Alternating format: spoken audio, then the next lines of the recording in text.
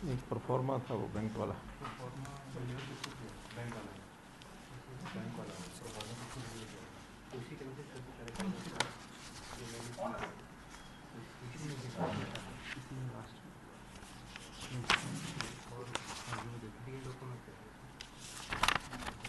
नहीं आया, दोबारा लाओ, ले आओ फटाफट।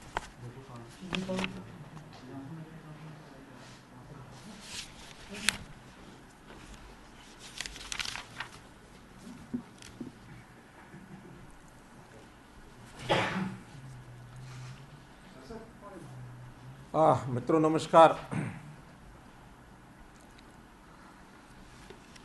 देखिए, आज फिर हम लोग, विषय तो वही है जो पिछले कुछ दिनों से लगातार चल रहा है। कोरोना की महामारी से प्रदेश में भी देश में भी एक बहुत कष्ट का, दुख का एक वातावरण बना है। अभी तक सब व्यवस्थाएं ये आप लोगों के सामने मैं बताता रहा हूँ कि हमारी कोविड महामारी का प्रभाव कितना हो गया है, कितने हमारे पेशेंट्स हैं, किस प्रकार से दूसरी वेव ये हमको प्रभावित कर रही है। पिछली बार मैंने कहा था कि इस महामारी का पीक ये 15 तारीख के आसपास ऐसा बताया जा रहा आएगा और उसके बाद ये डाउन ट्रेंड इसका शुरू होगा। ये बात ठीक है कि 3 दिन से प्रदेश में केसेस, एक्टिव केसेस कम हो रहे हैं। 1,16,000 के पीक पर जाने के बाद आज 1,07,000 एक्टिव केसेस प्रदेश में हैं और मैं आशा करता हूं कि लगातार नीचे की तरफ ही जाएगा। व्यवस्थाएं हमारी, चाहे हॉस्पिटल्स की, बेड्स की, ऑक्सीजन की, दवाइयों की, सब इस समय की आवश्यकता के हिसाब से पर्याप्त हैं। लेकिन आज तो मैं एक पीड़ा जो मेरे मन में बार बार उठती है वो आपसे साझा कर रहा हूँ कि जिस भी परिवार का कोई सदस्य कोविड के कारण से चला जाता है वो हम सब के दुख का कारण बनता है और उसमें हर प्रकार के परिवारों की स्थिति होती है। कुछ परिवार ऐसे भी रहते हैं कि उनके जाने का जो कष्ट है उसको झेलने में कई बार सक्षम होते हैं। परिवार की मानव स्थिति अच्छी है, जाने वाले की आयु एक 70 वर्ष, 80 वर्ष, 90 वर्ष है, तो कम से कम परिवार की जो एक सिस्टम है वो आगे बिगड़ने की गुंजाइश कम होती है। हालांकि जो व्यक्ति गया है उसके प्रति हमारी सहानुभूति है, हमें खेद है, वेदना है, हम उनको श्रद्धांजलि भी अर्पित करते हैं। लेकिन कुछ परिवार ऐसे होते हैं जिनके बहुत यंग एज के व्यक्ति, खास करके जो परिवार में कमाने वाले लोग हैं, कम आयु के लोग हैं, ऐसे लोग भी चले जाते हैं। इससे पहले हमने एक स्कीम उनके इलाज में सहायता हो जाए, ये तो जो बीपीएल के परिवार थे उनके लिए की थी कि कम से कम 7 दिन के लिए 5,000 रुपया प्रति दिन के हिसाब से उनको एक सहायता ये की गई थी, या जो एडमिशन नहीं लेते उनको एक मुश्त 5,000 रुपये की सहायता देने की बात कही थी। लेकिन आज मेरे मन में ये विचार आया है, जो मैंने अपने साथियों से विचार किया है, कि 18 वर्ष से लेकर और 50 वर्ष तक की आयु ऐसी होती है जब ये व्यक्ति चला जाता है तो उसमें परिवार को एक बड़ी, यानी आगे के लिए संभालने के लिए भी कठिनाई आती है।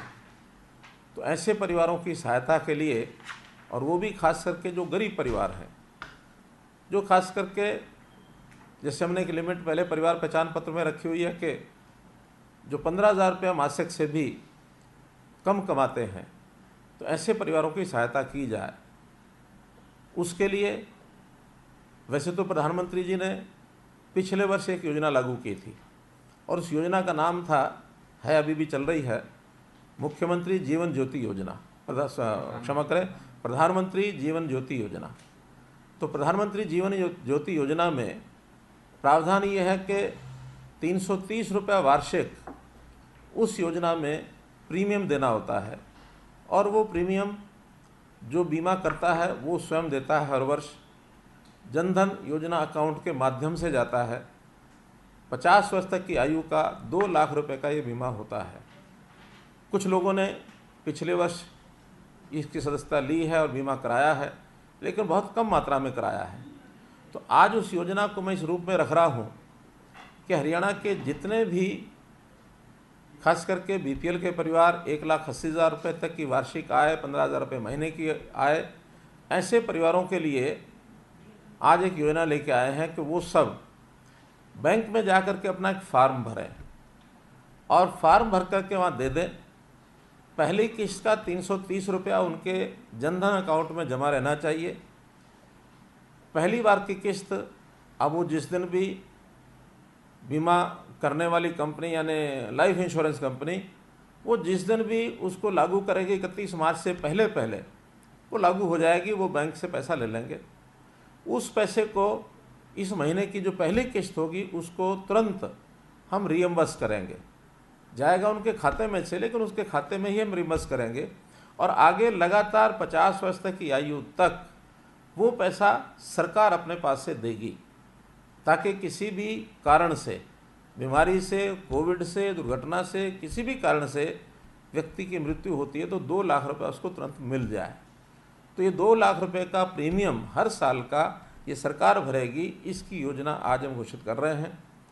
अब ये संख्या अभी अनुमान से ही कह सकते हैं कि 18 वर्ष से 50 वर्ष तक कुल ये संख्या जाकर के 50 लाख से ऊपर बैठेगी जो बीपीएल के परिवार हैं।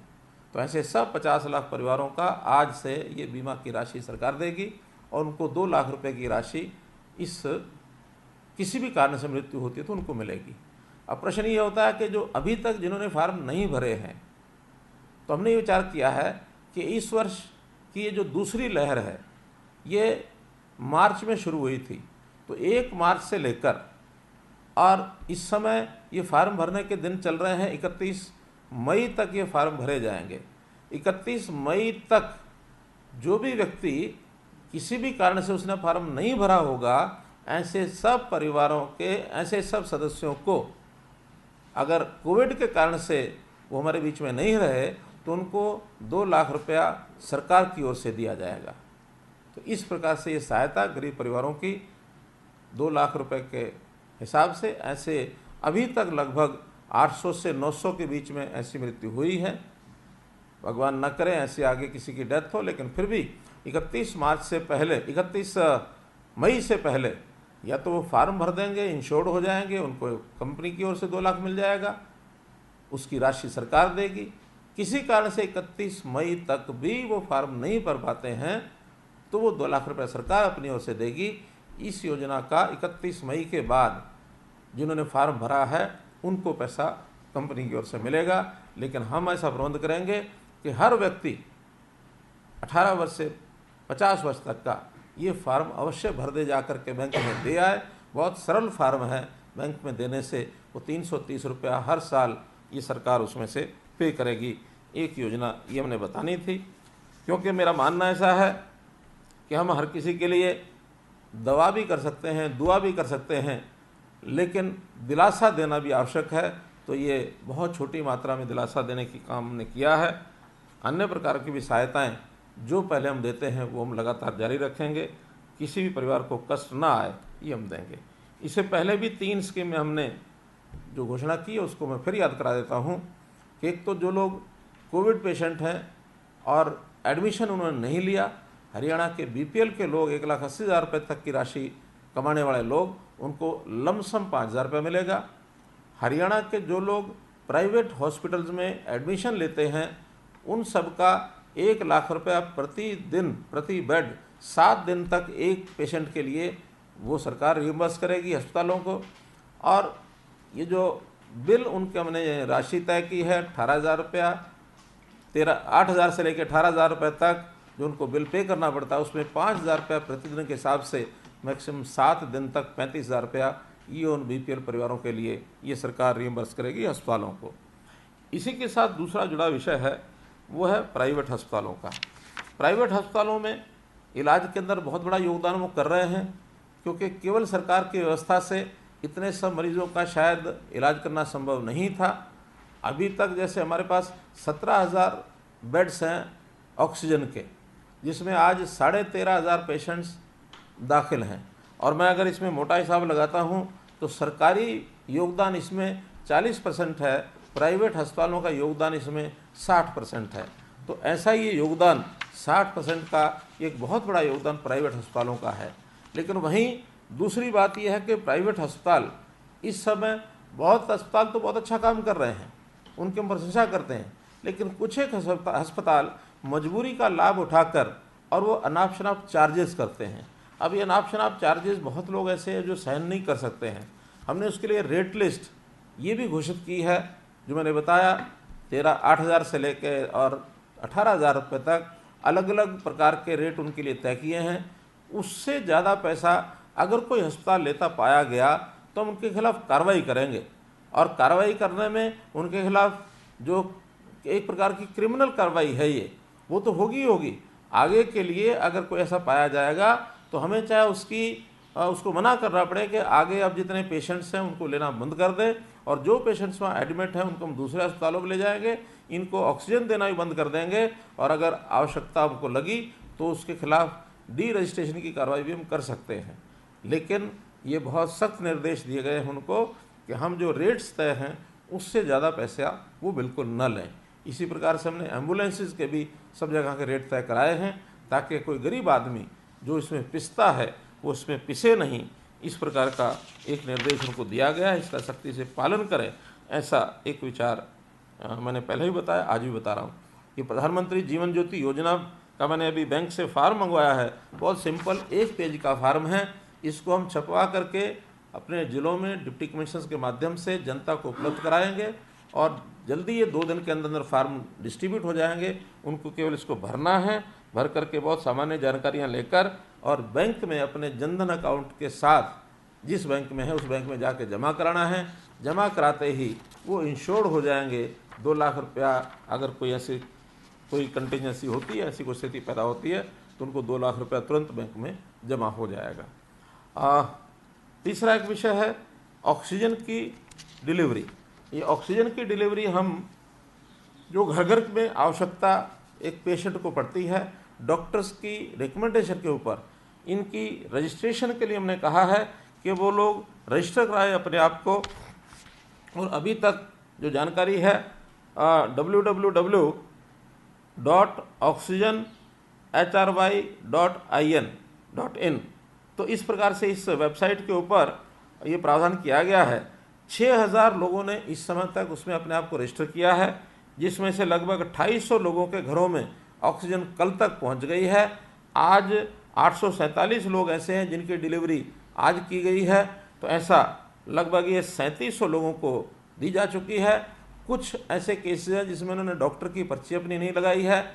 कुछ लोगों के पास सिलेंडर्स नहीं हैं, उनको सिलेंडर उपलब्ध कराने के लिए कहा है।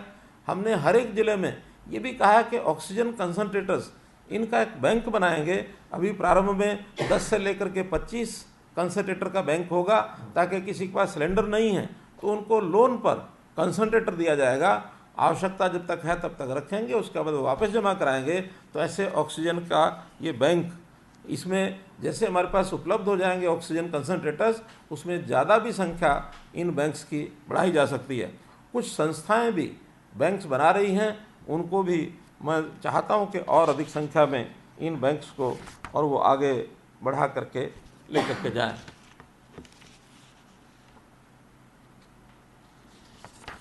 एक संख्या मेरे पास अभी आई है, 18 से 50 वर्ष तक ऐसे कुछ ये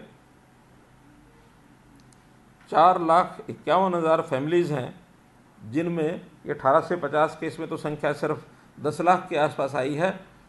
लेकिन मुझे लगता है कि शायद संख्या ज़्यादा हो सकती है।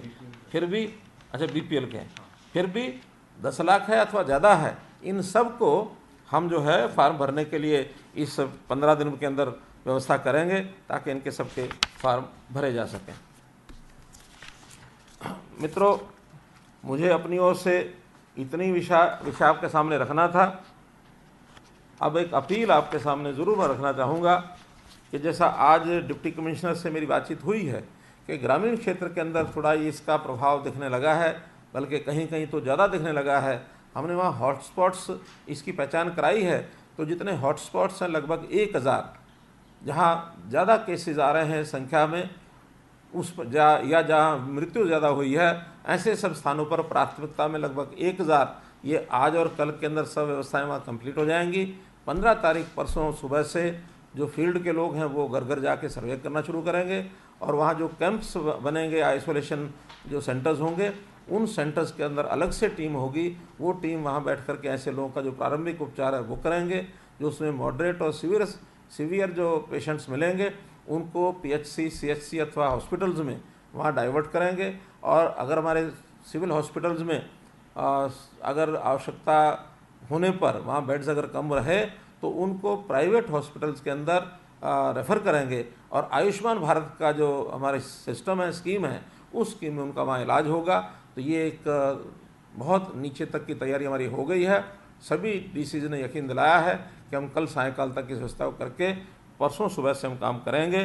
तो इसमें मेरा सबसे कहना ये है कि ये काम केवल सरकारी व्यवस्था से नहीं, तो इसमें बाकी लोग भी जो जो इसमें सहयोग कर सकते हैं, व्यवस्थाओं में बहुत सहयोग करने पड़ते हैं, क्योंकि वहाँ पर जो सेंटर बनेंगे आइसोलेशन के, वहाँ इंफ्रास्ट्रक्चर है, वहाँ बेड्स हैं, वहाँ बिस्तर है, चादरें हैं, वहाँ भोजन की व्यवस्था है, वहाँ पानी की व्यवस्था है, जो भी व्यवस्थाएं वहाँ, और कहीं ना कहीं जो शौचालय टेम्परेरी बनाने पड़ेंगे वो डिपार्टमेंट्स उसमें लग गए हैं, वो सब बना रहे हैं। तो ऐसी ये बड़ी यानी 8000 आइसोलेशन सेंटर बनाने तक ये हमारे योजना में है। अगर ये आगे बढ़ाने की आवश्यकता पड़ी तो हम बढ़ाएंगे।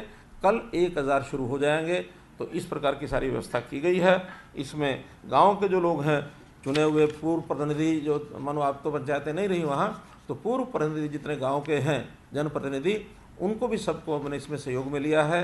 गांव के नंबरदार हैं वो भी सहयोग करेंगे, सरकारी कर्मचारी सब टीमें बनाएंगे, और इस प्रकार से ये सब सिस्टम हमने बनाए हैं।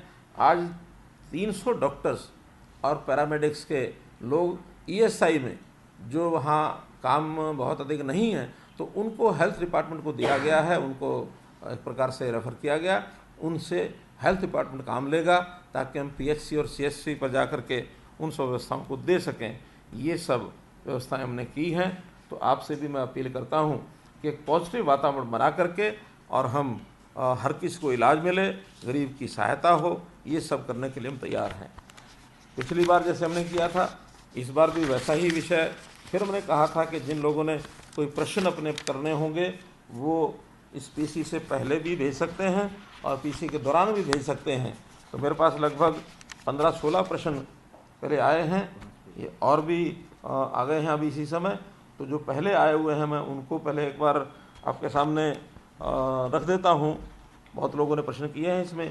एक बात मुख्य रूप से कि बहुत से बंधुओं ने जो वैक्सीनेशन का जो प्रोग्राम है उसके संबंध में ज़्यादा प्रश्न आए हैं। जैसे अगर उसमें नाम लेकर के मैं बताता हूँ तो राजकुमार जी चौधरी हैं हमारे नेटवर्क 10 पर। इसी प्रकार से दूसरा वैक्सीन का प्रश्न है पंजाब केसरी नारनौल से श्री रामचंद्र सैनी। ऐसे ही Sanjay ji PTI, Yogendra Sharma state bureau chief Dainik Haribhoomi, फिर हमारे दिनेश भारद्वाज दैनिक ट्रिब्यून चंडीगढ़,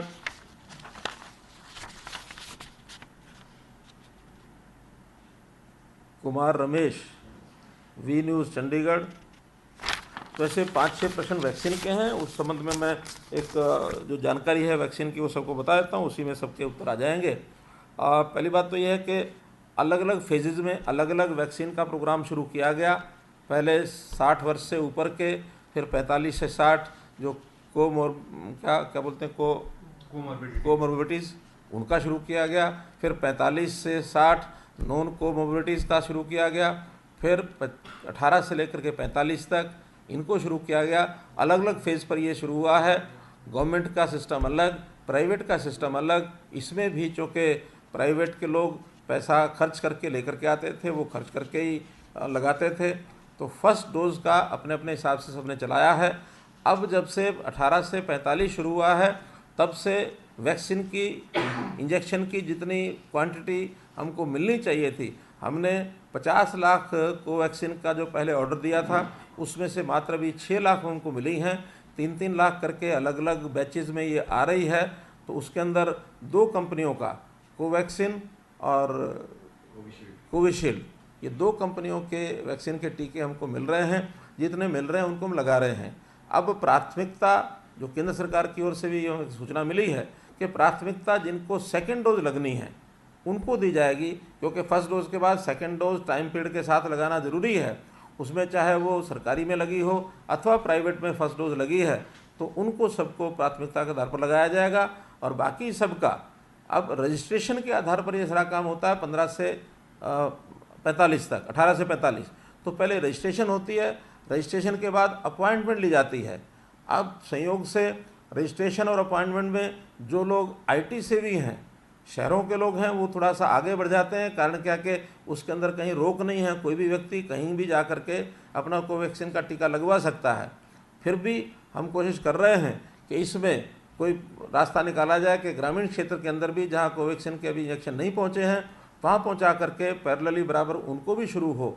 हाँ, इसके अंदर 20% हमने रिजर्वेशन किया है जो फ्रंट लाइन वर्कर्स हैं, फ्रंट लाइनर्स, सरकारी कर्मचारी खास करके, जिसमें पावर डिपार्टमेंट है, हेल्थ डिपार्टमेंट तो पहले लग गया है, हेल्थ डिपार्टमेंट और अर्बन लोकल बॉडीज़ और पुलिस, इनके लोगों को पहले लगाया जा चुका है। लेकिन अभी तो power department, roadways, public health, ऐसे जो फील्ड के लोग हैं जिनको फील्ड में क्योंकि काम कर रहे हैं, इसलिए इनको लगाना, इसमें पत्रकार बंधु भी हैं, उनको भी हमने रखा है।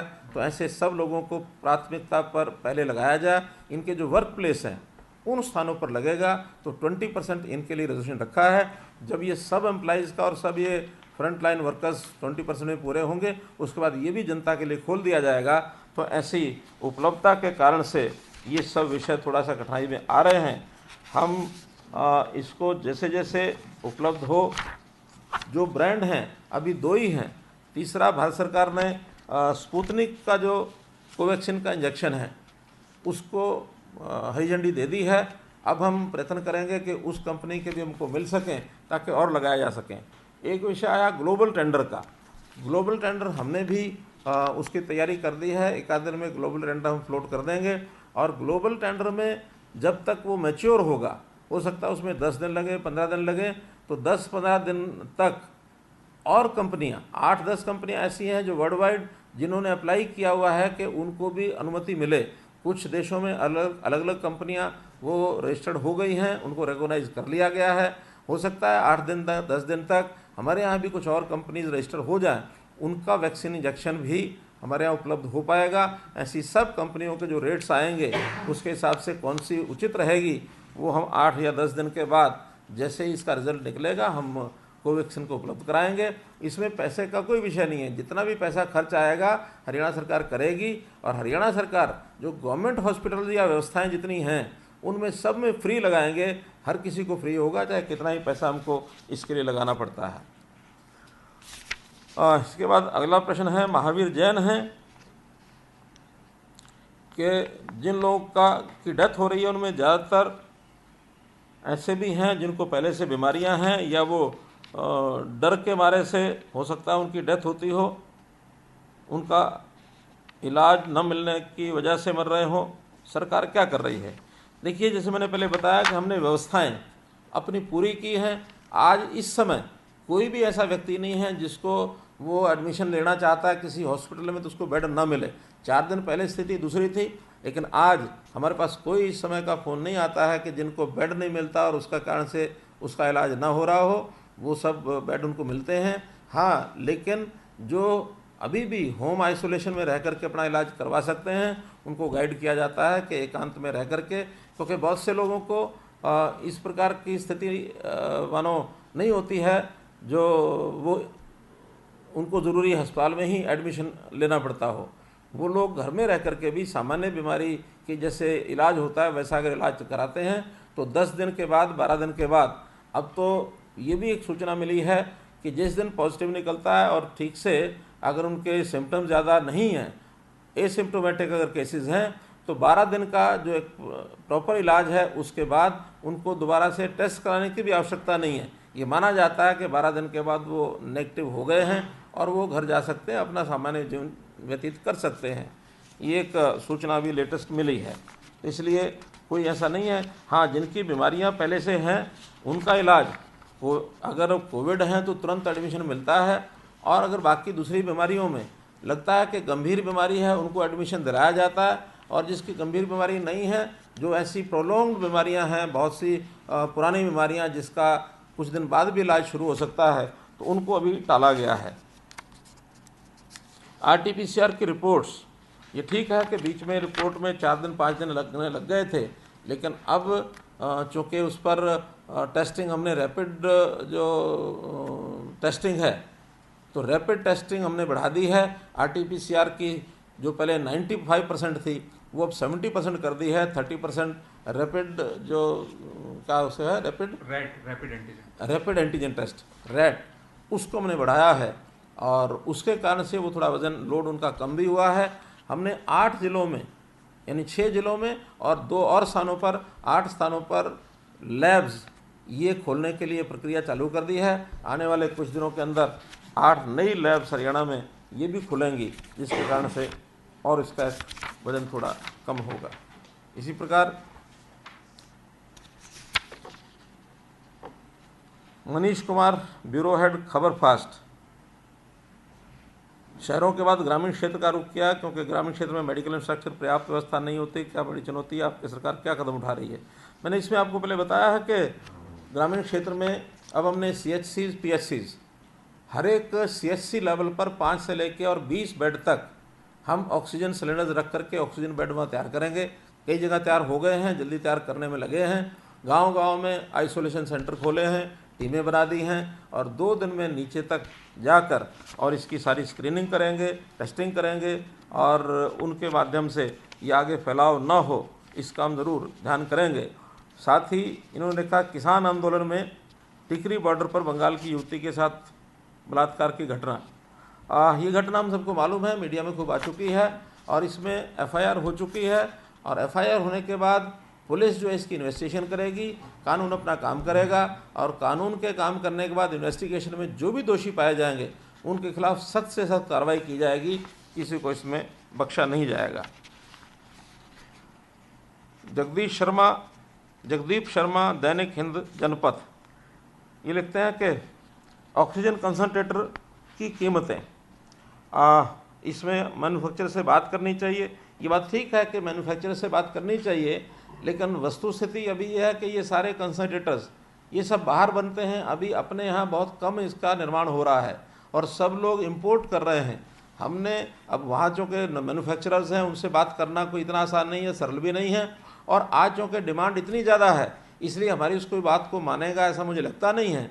फिर भी जो फैक्ट्री रेट्स हैं, जो कंट्रोल्ड रेट्स हैं, उन रेट्स पर अगर प्राइवेट लोगों को चाहिए तो उनको उपलब्ध हो सके, और सरकार जहाँ जहाँ मंगा करके लोगों को डिस्ट्रीब्यूट कर सकेगी, अपने हॉस्पिटल्स में, डिस्पेंसरीज में जहाँ व्यवस्था कर सकेगी वो कर रही है। इस CSR में कुछ लोग लेकर के आ रहे हैं, तो उसमें 2 निर्णय, एक निर्णय तो केंद्र सरकार ने किया है कि जो ऐसा सामान बाहर से संस्थाएं मंगवाती हैं, या बाहर जो हमारे जो हितैषी लोग बैठे हैं, भारतवर्ष के लोग ऐसे हैं, डायस्पोरा के जो लोग हैं, एसोसिएशंस हैं, वो खरीद करके हमारे यहाँ भेजती हैं, तो एक तो IGST जो केंद्र सरकार की ओर से लगाया जाता है वो केंद्र सरकार ने फ्री कर दिया है। ऐसे इंपोर्ट ड्यूटी इसको भी ख़त्म कर दिया है। जो कोविड के साथ जुड़ी हुई ऐसे जितने भी इंस्ट्रूमेंट्स हैं, खास करके ऑक्सीजन को उपलब्धता बढ़ाने के नाते से जो किए गए हैं, इन सब के ऊपर इंपोर्ट ड्यूटी और IGST केंद्र सरकार ने समाप्त कर दिया है। आज ही हमने निर्णय किया है कि अगर अपने यहाँ भी अपने देश की कोई बनी हुई चीज़ या कोई चीज़ जो रीसेल में यहाँ हरियाणा सरकार को लेनी पड़ती है, हरियाणा सरकार को जो डोनेट करते हैं और ऑक्सीजन से जुड़े हुए विषय हैं, ऐसे सब इंस्ट्रूमेंट्स के ऊपर GST रीइंबर्स करेंगे हम। उस GST रीइंबर्समेंट में 50% तो हरियाणा स्टेट का ही अपना SGST जिसको कहते हैं शेयर है, वो तो वापस करेंगे ही। साथ में जो भारत सरकार का उसमें हिस्सा होता है 50% CGST, वो भी हम रियम्बर्स करेंगे। और भारत सरकार से निवेदन करेंगे कि वो CGST जो हम रियम्बर्स करेंगे वो भारत सरकार को हमको ग्रांट के रूप में मिल जाए। ये भी हम आज उनको पत्र लिखने वाले हैं ताकि ये वजन जो है हमारे ऊपर ना पड़े।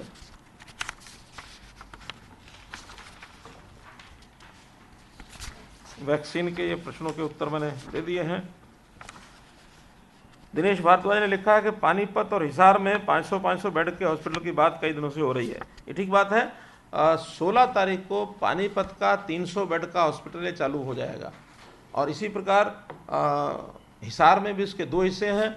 एक स्कूल की बिल्डिंग में वो लगभग तैयार है, वो एक आध दिन में शुरू होगा। उसके बाद जो टेंट लगा करके और जो टेम्परेरी बनाया जाता है वो भी 16 या 17 में जाके शुरू होगा।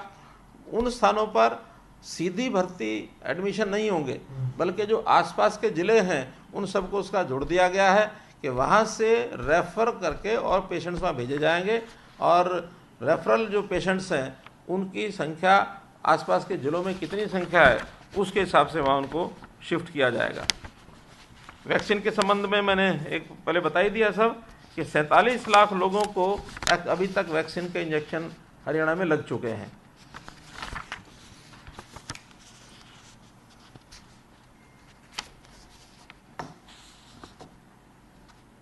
अभिषेक तक्षक PTC न्यूज़, इनका भी मैंने पहले जवाब दिया ही है। इन्होंने लिखा है कि कोरोना का इलाज कर रहे लोगों से जान बचाने के लिए खूब राशि प्राइवेट निजी अस्पतालों द्वारा ली जा रही है।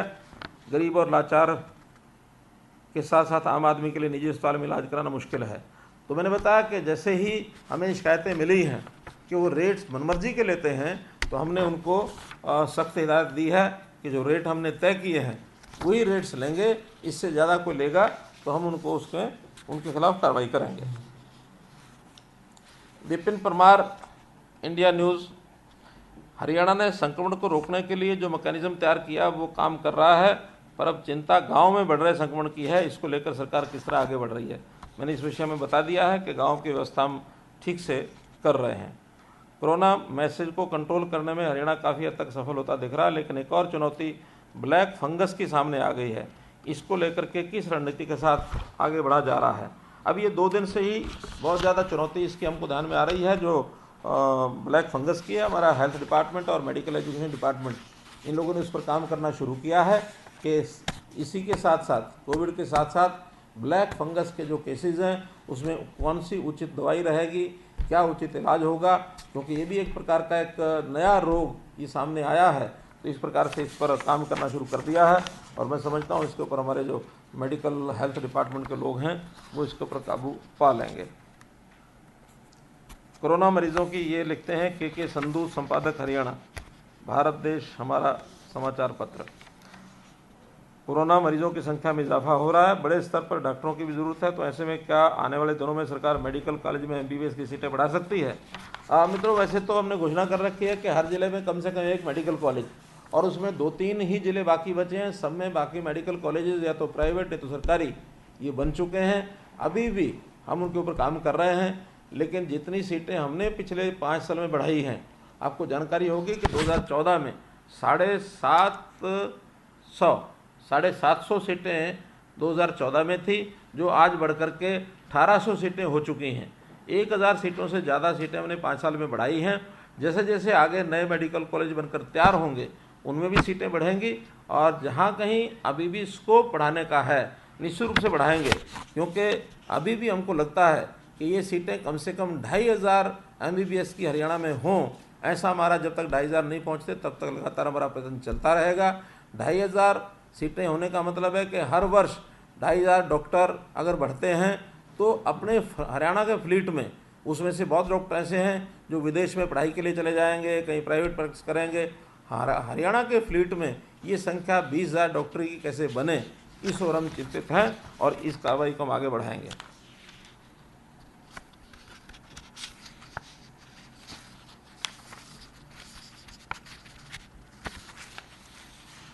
अनिल कुमार, ETV, सरकार ने घर घर जाकर सिलेंडर पहुंचाने का सराहनीय कदम उठाया है। लोगों को सिलेंडर आसानी से उपलब्ध नहीं हो पा रहे हैं। ऐसे में सिलेंडर कई गुना दामों पर उपलब्ध हो पा रहे हैं। डिपार्टमेंट को इसके लिए नियुक्त किया है जो सिलेंडर के कालाबाजारी रोके और आसानी से लोगों को सिलेंडर उपलब्ध हो सके। मित्रों, ये 3 दिन पहले तक तो ठीक था, हमारे पास शिकायतें जो आ रही थी जब तक हमने घर घर सिलेंडर देने की बात नहीं कर पाए थे। अब घर घर सिलेंडर देने की बात हमने कर ली है। 350 ऐसी सामाजिक संस्थाएं, उन्होंने भी अपने आप को रजिस्टर किया है कि जिसको सिलेंडर की आवश्यकता होगी, इवन सिंगल सिलेंडर भी आवश्यकता होगी तो भी हमने हर जगह पर फिलिंग सेंटर्स में एक फिलिंग सेंटर इसी काम के लिए लगा दिया है कि जितने सिंगल सिलेंडर्स हैं वहाँ उनकी फिलिंग करा के और घर घर पहुँचाए जाएंगे। आज तो पुलिस विभाग को भी हमने कहा है कि देर सवेर मानो कोई व्यक्ति, कोई संस्था उस समय उपलब्ध नहीं है, इवन रेड क्रॉस भी उपलब्ध नहीं है, तो जो हमारी पुलिस की PCR है उनको फ़ोन करें और पुलिस की PCR सिलेंडर लेकर के उसके घर में जाए और जा कर के सिलेंडर को उपलब्ध करा के आएगी, दे के आएगी। अब इसमें कठिनाई यही है कि लोग जिनको ज़रूरत है वो रजिस्ट्रेशन ज़रूर कराएं। बिना रजिस्ट्रेशन के कोई भी जा कर के कहीं लाइन में लगेगा, शायद उसको मना कर दिया जाएगा। कारण क्या है, हमें रजिस्ट्रेशन के बाद डॉक्टर की एक रिकमेंडेशन भी चाहिए और पहले उसने सिलेंडर कब लिया है, अब दोबारा कब ले रहा है, ये भी चाहिए। अन्यथा कोई भी खाली सिलेंडर ले जा कर के वहाँ खड़ा होगा, उसको ज़रूरत है कि नहीं है, इसका जब तक पता नहीं लगता तब तक बड़ा मुश्किल होगा कि ऐसे सिलेंडर बांटे जाए। जैसे आप ही कहते हैं कि 200 रुपये गैस का सिलेंडर 5-5 हज़ार रुपया में बिक्री ये बाज़ार में होती है, तो किसी दूसरे कारण से भी ये समस्या न बढ़ जाए, इसको भी हम ज़रूर ध्यान रखे हुए हैं। अब कहीं कोई कठिनाई नहीं है, फिर भी अगर किसी को जितने विषय मैंने बताए हैं, यदि इसमें किसी को ध्यान में आता है कि ये कठिनाई आती है, तो मेरा अपना जो सारा विषय है इसको ध्यान करने के लिए हमेशा 24 घंटे मेरा जो ट्विटर हैंडल है उसके ऊपर किसी प्रकार की आप शिकायत भेजेंगे तो तुरंत मेरे जो स्टाफ के लोग हैं CMO में, वो सब उसका ध्यान करते हैं। हर एक की समस्या विद इन शॉर्टेस्ट टाइम ये हल कराई जाएगी। तो बेझिझक हम लोगों को कह सकते हैं कि CM के जो ट्विटर हैंडल के ऊपर वो समस्या जो डालेंगे उसका तुरंत उसमें निदान किया जाएगा।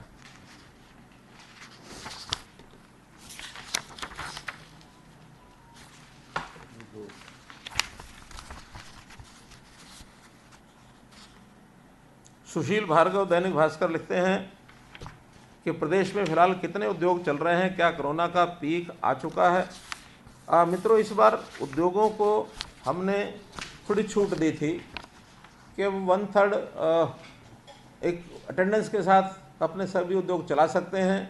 औद्योगिक जो क्षेत्र है उस औद्योगिक क्षेत्र में सभी उद्योग चलते रहेंगे, उनको किसी को बंद नहीं किया जाएगा।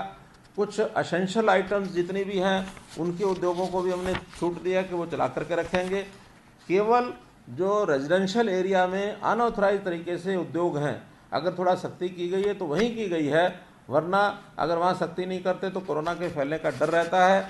इसलिए इस बार ऐसी कोई बड़ी स्थिति नहीं बनी है कि जिसमें कोई उद्योगों को परेशानी हमने आने दी हो।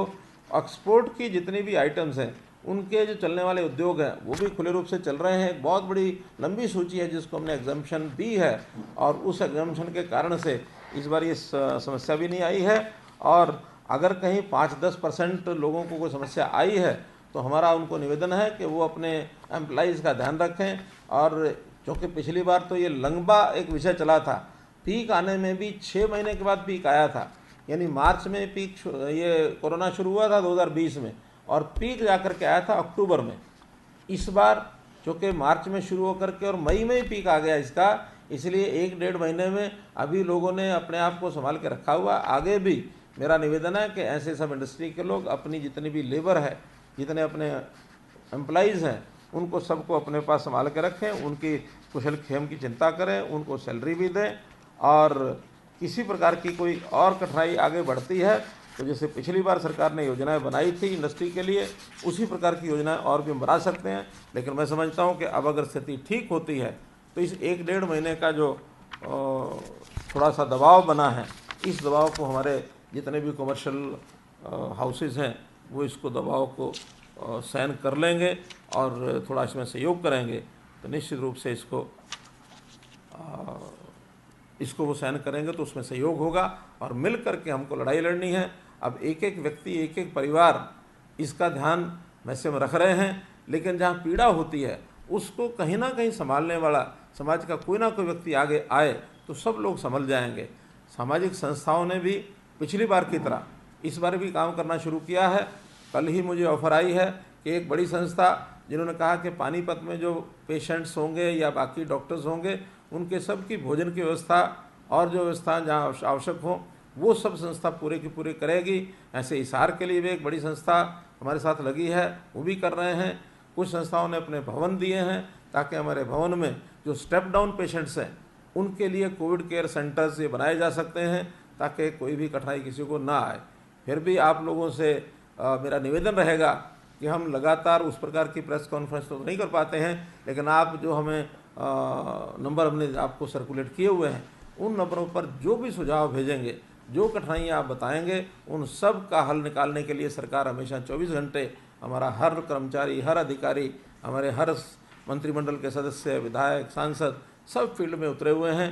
हमारी पार्टियों के, दोनों पार्टियों के लोग, और दोनों ही पार्टियां नहीं बल्कि मैं विपक्ष के लोगों का भी कहीं तो सराहना मुझे ये करनी है कि उनके लोग फील्ड में काम कर रहे हैं। ये ठीक है कि नेताओं की लड़ाई वो इस समय राजनीतिक जिसको कहना चाहिए बयानबाजी और एक दूसरे का विरोध करना और राजनीतिक लाभ उठाने, ये सब लगे हैं। कम से कम मैं उन सब से अपील करता हूँ कि आज हमें इस समय इस खास करके कोविड के ऊपर कोई राजनीति नहीं करनी चाहिए।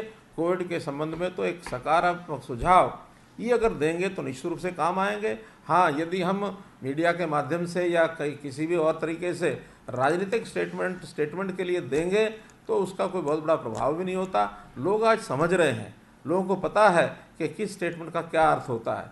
मैंने तो जो लोग यानी किसान नेता जो इस आंदोलन को लेकर के इतना बड़ा एक सरकार के साथ विरोध का एक वातावरण बनाए हुए थे, उनसे मैंने पिछले 1 महीना पहले अपील की थी कि कम से कम इस आंदोलन के माध्यम से ये जो बीमारी आगे घातक बीमारी है इसका फैलाव ना हो। एक बार ये धरने समाप्त करने चाहिए।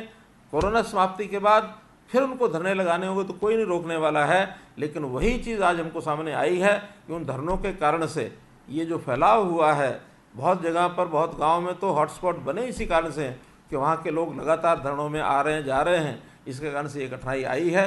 तो इसमें अभी भी ये सब नेता उस विषय को समझें। जो ये बार बार रट लगाते हैं कि हम इंजेक्शन तो लगवा लेंगे लेकिन हम टेस्ट नहीं करवाएंगे, टेस्ट नहीं करवाएंगे तो पता ही नहीं लगता कौन व्यक्ति कोरोना से प्रभावित हो चुका है, कौन नहीं हो चुका है। तो टेस्टिंग भी कराने के लिए और वो लोग आगे आएँ। और वास्तव में कोरोना से अगर कोई प्रभावित व्यक्ति पॉजिटिव आता है तो उसका इलाज होना चाहिए। अपनी व्यवस्थाओं यानी खास करके हेल्थ व्यवस्था, मेडिकल एजुकेशन की व्यवस्थाएँ, इस पर भरोसा रखें, किसी प्रकार की शंका न करें। राजनीतिक तौर पर शंकाएं एक दूसरे पर हो सकती हैं, लेकिन हमने मेडिकल और हेल्थ सर्विसेज जैसे पवित्र कार्य पर भी अगर अपनी शंकाएं करनी शुरू कर दी तो ये एक बहुत ही मैं कहता हूँ छोटी सोच होगी। तो इस सोच से ऊपर उठ करके हम अभी सभी किसान बंधु जो धरनों पर बैठे हैं वो अपने टेस्ट ज़रूर कराएं, ये मेरी ओर से अपील है।